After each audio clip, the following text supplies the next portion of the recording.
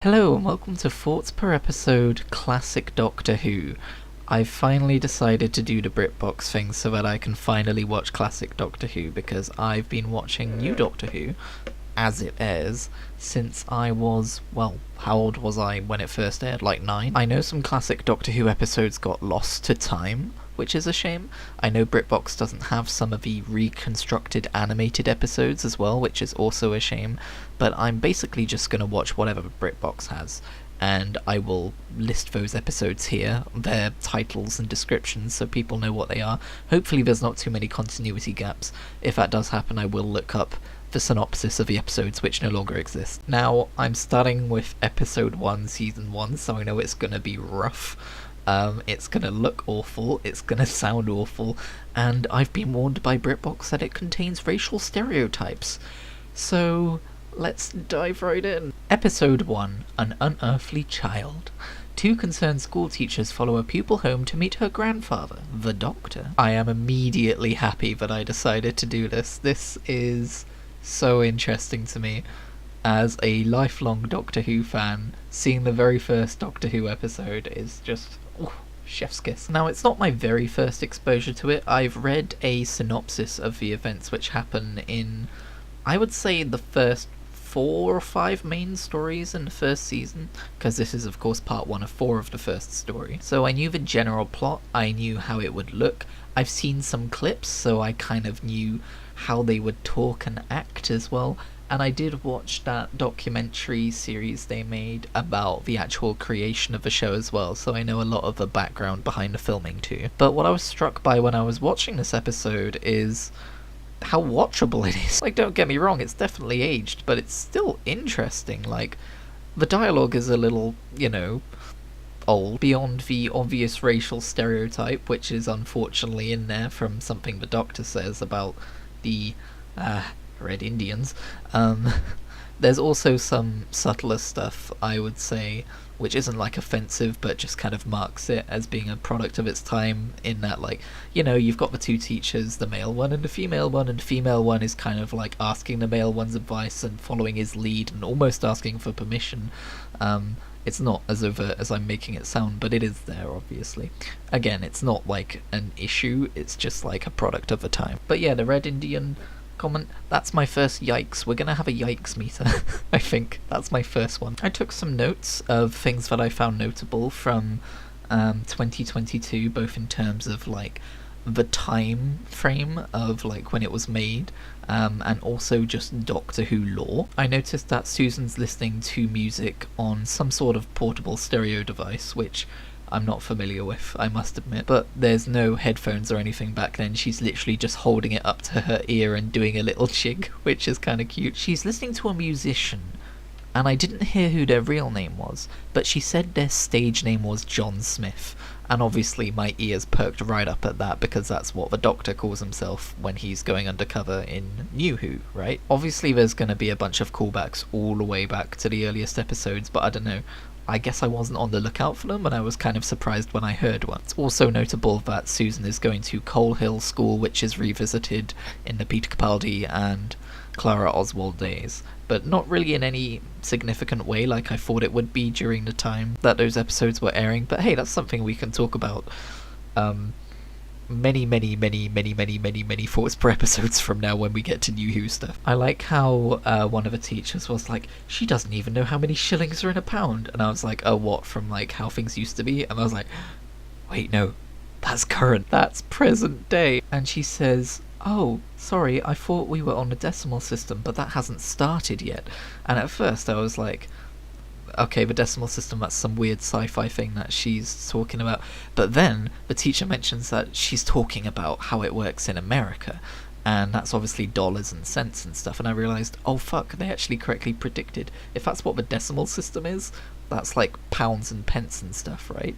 So I'm guessing we're on a decimal system. I don't know what a decimal system is, I'm very sorry, but it's not hard to kind of guess at what it is. I've just never been taught it in that in those terms. So we've got a future guess that turned out right. I'm going to be keeping track of all the guesses of things that are going to happen in the future, and if we've passed the date that they're meant to happen by, obviously I will be making a note of that. I found it interesting that she mentioned that time is the fourth dimension and space is the fifth. Isn't the first three dimensions space? That's kind of how physics works. That felt a bit weird. Unless she's talking about that theory which I fucking read in a textbook over a decade ago, where space kind of like folds in on itself in an extra dimensional way that we can't quite comprehend. Maybe that's what it was meant to be. Basically, the theory goes along the lines of like, if we're in the center of the universe and then you go to the edge of the universe, it loops back around to the other side of the universe in the way that a sphere would if you went all the way around a sphere. That would be the extra dimension. You with me? I like that when they saw the police box they were confused, not because it's a police box from the 1960s, but because what is a police box doing in the junkyard? They're normally out on the street. I love it so much. I'm wondering how entertaining this episode would be for people who were actually watching it in 1963, because most of my entertainment came from Doctor Who lore and just historical stuff. I already knew that William Hartnell's Doctor was kind of rude and kind of sassy and crotchety, but this is my first time really encountering William Hartnell's Doctor like in a full episode instead of just in clips or in reenactments from other actors. One touch I did notice was something I attribute to modern day doctors, is this kind of sense of ADHD where like they can't keep their thoughts on a single track and they're constantly being distracted with things. And I always assumed that older doctors wouldn't do that. But William Hartnell's Doctor absolutely does. Whenever the teachers are talking to him, he's off examining something else and being like, oh, that's odd, I've never seen this before. Or, oh, why has this stopped doing this again? And then being like, oh, sorry, what? You were talking? I am surprised at how...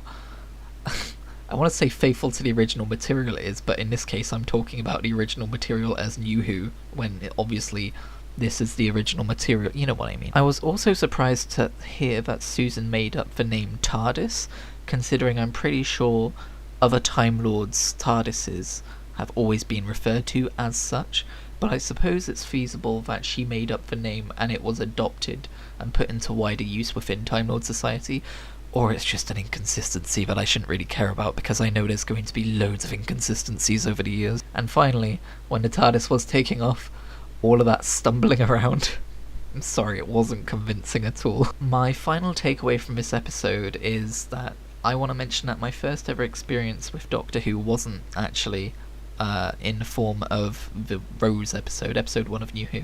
It was my dad, you know, before that ever aired, when we were kids, playing with us by taking us into the bathroom and calling it the TARDIS, which I didn't really understand, but telling us it was a time machine. He would shut the door and flush the toilet to make the engine sound, and when we came out it would be like we'd have to pretend there were dinosaurs around and stuff like this.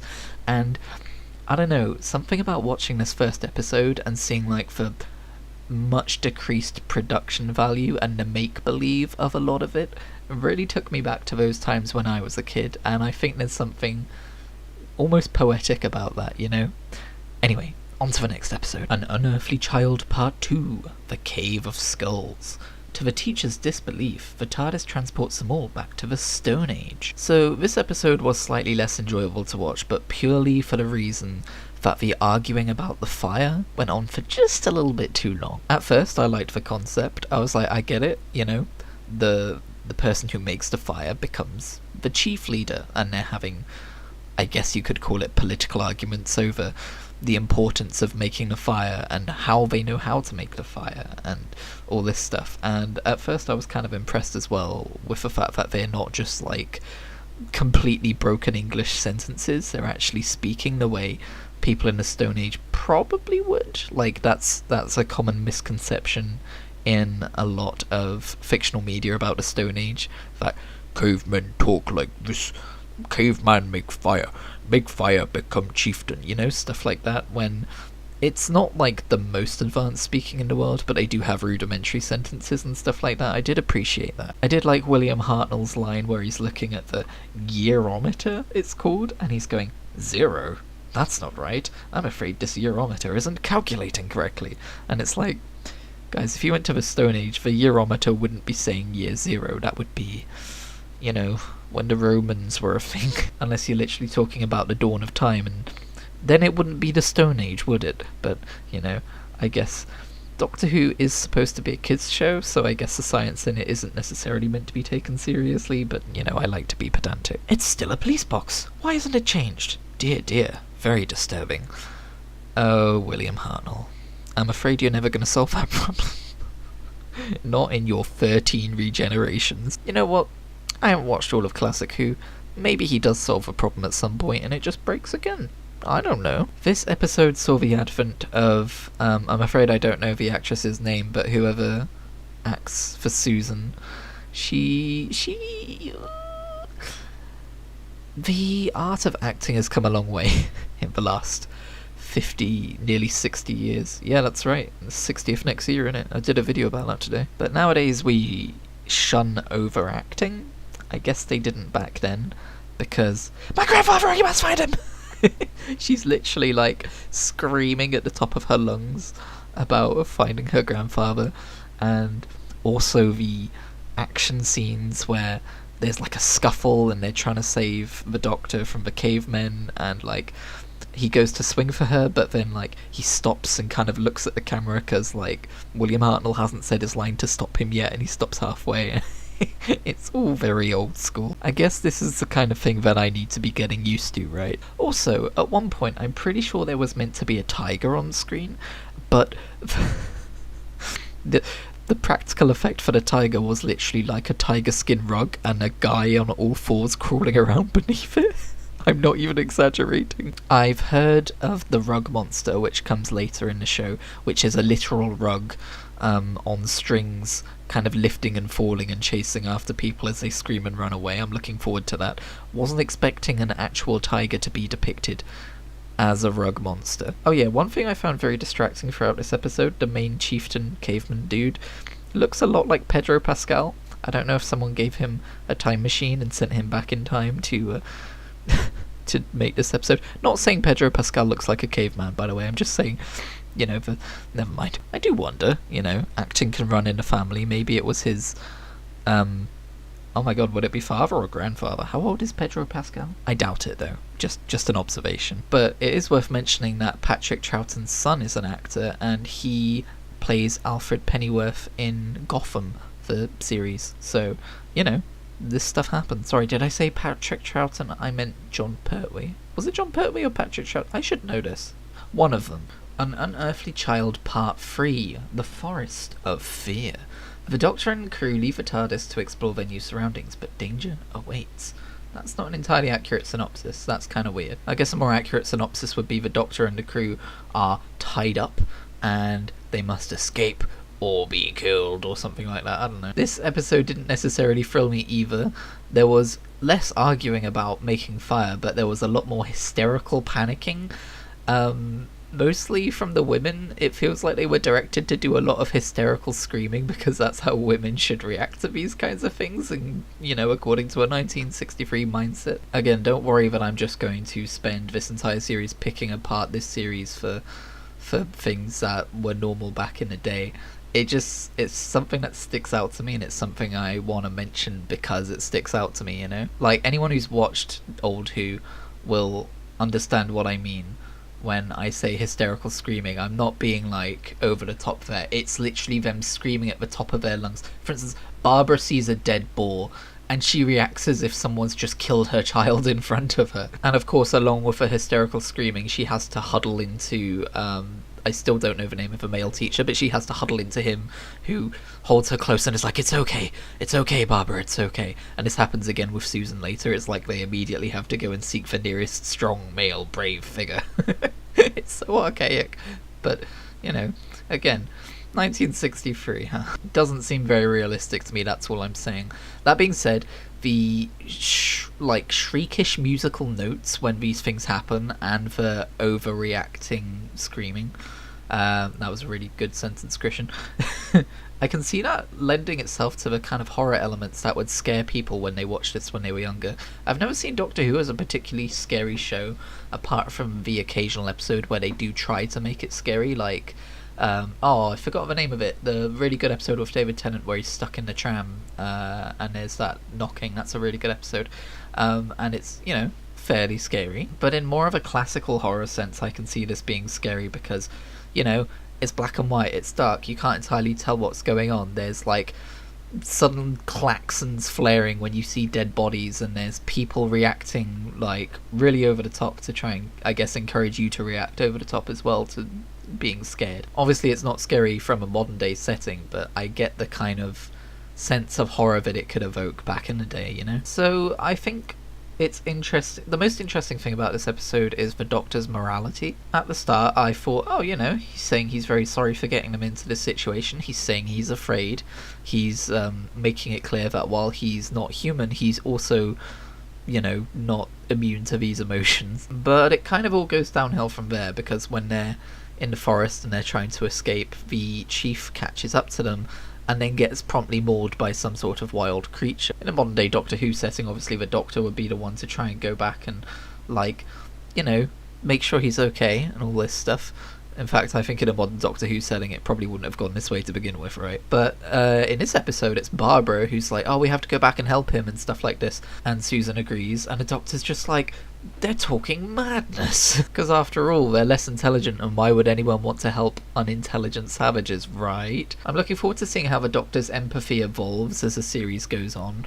I know that there are still moments where he straight up kills people, as like Colin Baker for instance, so I'm not expecting any radical changes immediately. But then the Doctor's morality has been flexible even in New Who, so, you know, I guess it just kind of comes per incarnation. But in this episode, the Doctor straight up picks up a rock, and it's implied that he's planning to murder the caveman so that we don't have to worry about picking them up in a stretcher and taking them back to the TARDIS to increase their chances of survivability. And I get that part of the Doctor's always been slightly cynical and pragmatic, depending on the incarnation, but especially William Hartnell's, but damn, straight up murder? Now they might play it off next part as, no, he was actually really picking up the rock to try and, you know, help make fire with a stick or something, but I don't know, man. I don't know, that's not how it was played off. Also, the pacing at the end is weird. It cuts back to the cave and the tribe, and them talking about them. I think one of them framed the chieftain for killing the old lady who helped them escape, and said that the chieftain helped them escape because he wants to steal the ability to make fire from them, right? But they were talking about this, and then they were talking about catching up to them, and then the very next shot is them stood in front of a TARDIS between them and Barbara and the Doctor and everything, so pacing was a little bit weird in that one. If this was a modern day Doctor Who episode, I would accuse them of once again not being able to wrap up the episode within the time frame, and therefore cutting pacing and things that would help the story make more sense due to time.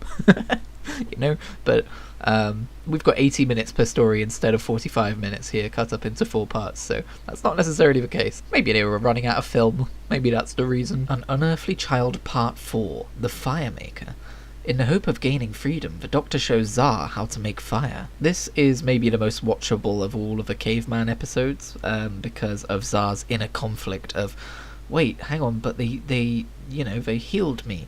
They treated me like a mother treats her child, because, nice little touch, that's the only way they can understand empathy. No way if that's accurate or not, of course. Like, it's very tempting to paint cavemen as savages who don't know much about emotions and caring and stuff. I suspect they probably did have caring. That was probably ticked in the research tree on the old real-time strategy Doctor Who game. But, I don't know, as far as portraying a fallacy, it was well done, and because they're bog standard white prehistoric cavemen, I don't see anything problematic with portraying them as being savage, just historically inaccurate maybe. Like at the start of this thoughts per episode, I was like, oh, you know, they actually speak in almost full sentences, but then as it went along I realised, no, it very much was, Carl make fire, Carl become leader if he make fire, you know.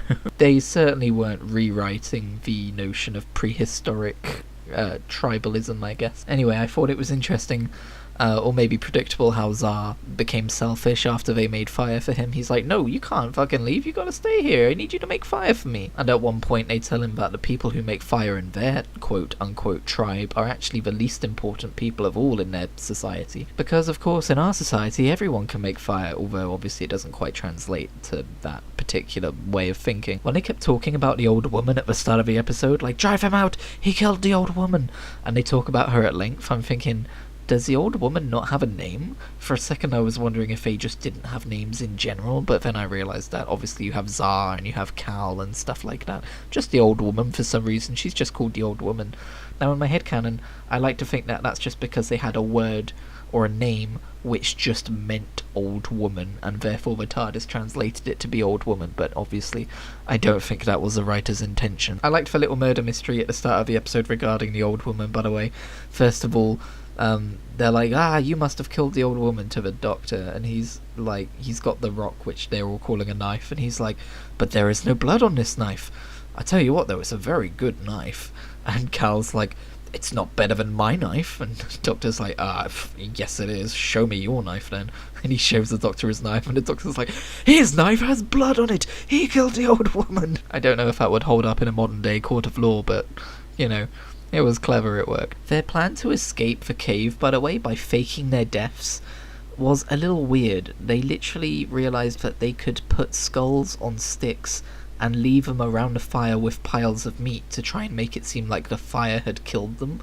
And I get that they were probably playing off the supposed idiocy of the prehistoric people, but it didn't really work. I mean, it worked for the TARDIS crew, obviously, because they got out of it, but I don't know, it just seemed a bit, like, bit odd. I guess maybe they wanted them to escape by showcasing their modern inventiveness versus the cavemen's barbarism and not understanding how they could hatch a plot like that, maybe? I don't know. Didn't really come off that way though. And as we reached the end of the episode and they were being chased by cavemen who threw their spears at the TARDIS trying to kill them as they were leaving, you know, I kind of thought to myself, what did this episode teach us about the cavemen?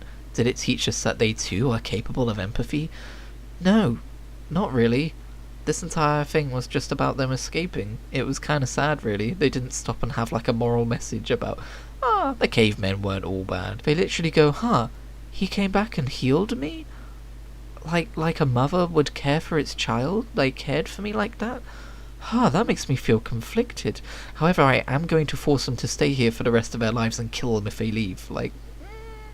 I think in a modern day that would probably be written differently. But anyway, that is an unearthly child, which interestingly enough, the story name doesn't really portray what happens for most of the story, right? It would be called the Caverns of Fire or something like that. As I've been recording this, I've realised that classic Doctor Who is going to be really easy to make thoughts per episode for, because they come as multiple part stories within the season. So instead of doing an entire thoughts per episode of a season, or half a season or whatever, I'm just going to do it per story, obviously stopping between each part to talk about that part while it's fresh in my mind. And they're in 20-minute intervals as well, something I can't remember if I've talked about before, but I did try to do a thoughts per episode for classic Star Trek, and while I did find it super interesting to go back and watch those old episodes, they are 45-minute long each, or maybe longer, I don't even remember, they might be an hour, and I found them a bit daunting to get through sometimes, because like with this show, it's obviously not up to modern day standards and therefore isn't quite as interesting. Like, it's interesting for different reasons, right? But having these in 20-minute chunks is really helpful, because I watched this over the span of a few days. So definitely look forward to more of these. I'm planning on doing as much classic Who as I can stomach. I'm sure I will probably take breaks here and there, but the next story, which we will be doing soon, is the first ever Daleks story. It's just called The Daleks. The next episode is called The Dead Planet, but the story is called The Daleks, and I'm very excited to see the very first portrayal of the Daleks. So without further ado, thank you very much for listening, and I will hopefully see you back here for future thoughts per episode. With that in mind, feel free to like this video if you liked it, and maybe subscribe if you want to see more. I have a video from earlier in the week where I was talking about my theories for the 60th anniversary episode, so maybe go give that a listen and let me know if I'm completely off my rocker. I will leave you with some bloopers. Bloop. An unearthly fuck. Bloop. When I kept talking about the... oh my god.